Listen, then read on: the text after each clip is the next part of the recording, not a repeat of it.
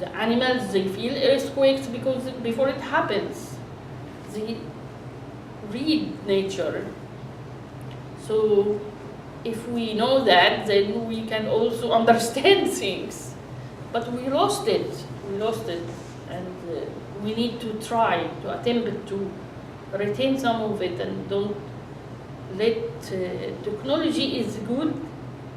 I use it a lot myself, but we have to be aware not to be sucked by it from the actual world. I was reading also a study that says, and probably you all feel it, it is different when you text someone. It's good because, for example, my family in Egypt, I can see them, I can call them or text them or something. But it is something else to be in the presence of a person. It is something else to see the facial expression, to feel the subtle energy go deep with you. It is something else. That is why many people would always say you have to be in the presence of the Sufi teacher. It's not enough to read his book. It's to have to be in his presence has another, and I'm sure you all experience being with Sidi than reading the book. The book is good and beautiful, give you some level of knowledge. But just I remember the way I would feel when I am with him. There is something like makes the whole world, and you're focused on Allah. There is a feeling that you can't even put words on it, right? So it's very important. That's why gathering together in the physical, because we live in the physical. Gathering together as a community is very important. So we can have that subtle energy, so we can remind one another, we can bond with one another. It is very important to come together, to serve together, to have some of the people who may have a little bit of knowledge in this or that to share. But it is different to share in person than to share from far away. Of course, if you can't, then that is another blessing from Allah. But if you can, as a community, come together in the physical, in that dense realm, and bond together, and that is energizing, that is awakening, that is helping. We live in a time that we need to do that often. So don't let life just suck you. Try to come together as much as you could.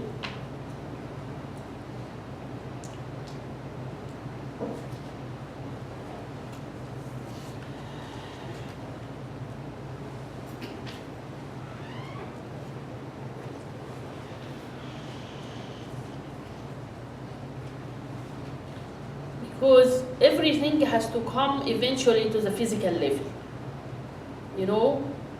It is easy to claim we're loving people. It is easy to claim I love everyone, unless I am interacting with people. That is the real learning happens. That is the real, that is what is needed. Easy to say, I care for the poor. I have good intention to care for the poor. It is something else to go and feed some homeless. Everything is that not translated into action. Think about that way. When your beloved, if you have a beloved or so, I'm sure we all experience having a beloved. If we're thinking right now, we still experience that.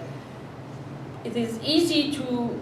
There is a type of love where everyone keep it inside, but there is a love that it is need to be shared, be translated in a physical way, in an action. What I mean, an action. Sometimes we emphasize more in words than actions. So we start to say, you don't tell me what I want to hear in the relationship or so, but it's actions that matter. It's actions that shows the care and the love. So everything has to be translated in action. You can't, again, live in thought or live in imagination only. You will be living in a fantasy. You will be easy to claim you are anything. But everything has to eventually translate to action. And your actions when you are representing Allah is serving Allah. Through serving His creature. Allah does not need anything from you, you know. Allah is self-sufficient. But that is for your own being. That is the joy of translating this beautiful quality into action and to experience it. It comes with a challenge. We rub against one another with our limited understanding, and conflicts happen, or this or that. But that is the deep learning is in that. The deep learning, because we mirror to one another what need to be learned. And through it, even if we may hurt one another, hopefully we try to avoid that, but even if that happens, how else can we taste forgiveness? How can we experience the beauty of forgiveness if we don't forgive someone or be forgiving with someone? There is a joy and a sweet taste to it. You all, I'm sure, experienced it. When you feel like, oh, I shouldn't have said that. And you go to the person and they say, I'm sorry. And they say it's okay, and you hug. There is a sweetness in that moment, and that is the real learning. Because it is that which is not destructible. It is that which you carry with you. You do not carry, the person in the physical may even go away, travel or pass away, we all will pass away. So you can't take that all the time, but you can take the sweetness of that moment, the knowledge of that. That are not destructible. That is what you treasure. That is what will stay with you forever. Because the consciousness passes away, changes the body away. So that's what stays with you. When you go to a place, I always give this example, you go to a hotel, you're enjoying the soft pillow, the decoration. When you leave the hotel, are you going to take this with you? You can. Similarly, this whole hotel, it's a temporary stay in this earth, in this physical body, in this universe. Then when you're leaving, are you going to take away anything? As Siji would say, are you taking a penny? Are you taking your luxurious house? Or are you taking your good pillow? You're not taking this. You're taking the knowledge. You're taking the beautiful memories of the beautiful actions you did. Or the not good actions you did. That's what we take with us, is the memory of it, is that knowledge. So while we're here, make the most of it in a way that hold on what is worthy and everlasting versus what is perishable. So when you translate these good intentions or thoughts of being loving, being caring, to action, and you taste, you experience the sweetness of it, if it is pure, then you take that with you. Then that is what stays with you. The event itself, it doesn't last. Events happening at every moment. Everything is passing away. The physicality of it passes away. But the knowledge of it stays with you. So try to take that knowledge. But usually we think knowledge is only I met a wonderful person, I enjoyed it. Oh, now I can't be with them. It breaks my heart. But there are levels of realization that you will understand that they are within you. Close your eyes. Can you see Sidi now? You can see him. You can feel. You can even hear his voice if you want, right? So the physicality is not here. But, you're still conscious of that. And so that is what you need to take, is that which is not perishable.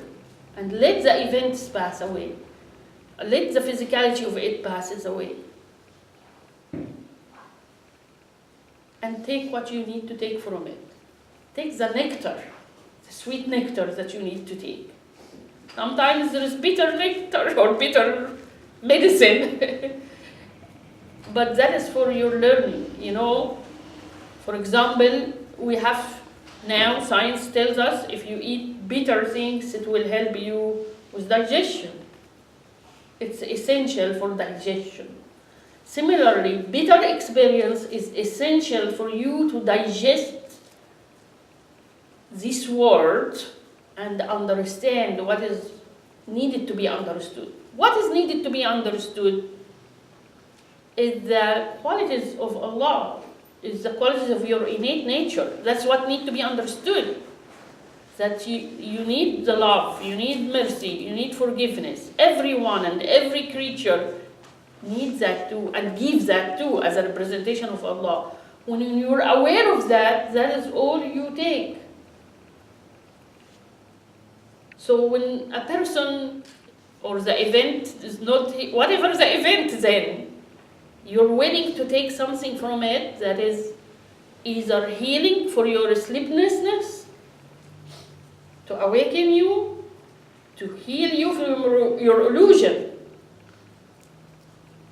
And so you can recycle it. Be the earth, CD says.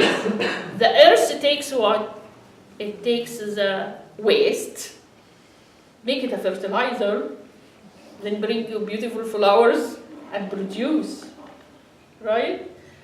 So similarly, if you are like the earth, take any difficult experience, take it and make it a fertilizer for your soul, for your knowledge. So you can take guidance from it, so you can take knowledge from it, then you can transform it for you to grow and to produce beauty, to produce fruits, to become fruitful for you. Even the mistakes you do and the guilt you feel, it is your fertilizer because it tells you you have done wrong, and it tells you there is an opportunity to experience the taste of forgiveness, the sweet taste of forgiveness from Allah. So even your mistakes can be the fertilizer to know Allah in a profound way, as the pardoner, as the all-forgiving, as the often forgiving, the one who can forgive all past sins, the one who can forgive persistent sins. You know, there is different names for Allah, describes his type of forgiveness. He can forgive any sin, he can forgive continuous sins, he can forgive, you know. So that's why we need to be in continuous tawbah. Continuous tawbah is not a word of a tongue that we keep repeating. It's a state of being we have to be. A state of being that I know I'm not perfect. Every one of us knows I am not perfect. That is the state you always have to be.